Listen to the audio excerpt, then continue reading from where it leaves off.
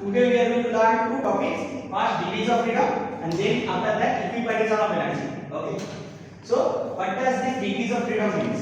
So, actually, the term you can see from the term that is the degrees here represents the coordinates, and freedom means the particles are free to move in which direction or along which coordinates. That can be known by this degrees of freedom. Means this degrees of freedom value represents in how many directions they can move freely.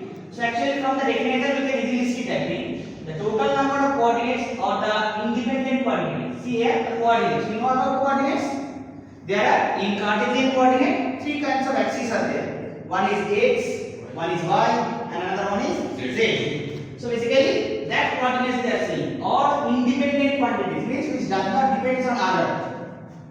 So required to describe the position and the configuration. Configuration means how they are situated. Okay, suppose it is a diatomic molecules. Two atoms are there. So like it looks like a dumbbell, let's say. So how it is placed? So their position. So that can be we can easily we can understand from the degrees of freedom. Okay, how their behavior. So that we can easily know from the means we can understand from the degrees of freedom. So degrees of freedom basically represented by the small f symbol, okay, and here it is a basic formula 3n minus 1, 3n minus e. So 3n, n here represents number of particles or in a system. Suppose we are considering a monoatomic gas. Which type of gas we are considering? Monoatomic gas. So monoatomic means single atom should be there. A single atom means it is spherical in nature. So actually what is going to happen? So single atom means number of atoms 1, so it should be 3, and the number of constant means they are given as a k. K is constant or number of independent quantities. So one single particle they are not independent of others. So k value should be 0. So then the value will be degrees of freedom for a monoatomic gas. It should be 3. Or we can say like that thing. Like suppose a single atom, a spherical atom is there.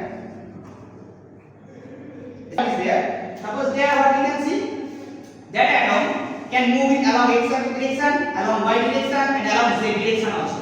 So in the three directions they can move. So that's why the degrees of freedom are 3. Like for diatomic, they have 5 degrees of freedom. 5 degrees of freedom means 3 translational degrees of freedom and 2 rotational degrees of freedom. Now moving to the equipartition energy. Equipartition of energy. So the name is suggests the total energy should be equally means divided. So that's why the name came equipartition of energy. Then so in the theorem what means in the statement what they are saying for a dynamic system in the thermal equilibrium total energy see here the total energy is distributed equally along whom? Along the degrees of freedom. Means how many degrees of freedom in a system are there? So along each degrees of freedom the total energy will be distributed in equal manner. And in each degrees of freedom, how much energy should be distributed? That also given. That is half kb into T. Where kb is known as Boltzmann's constant and its value is 1.38 into 10 to the power minus 23 joule per kg. So that means what?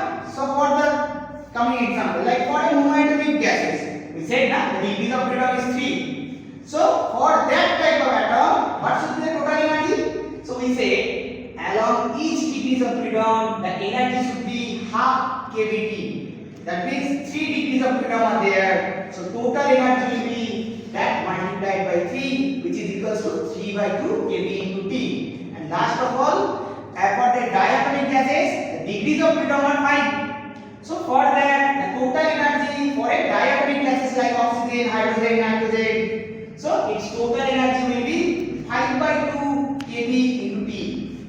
So for today that is all.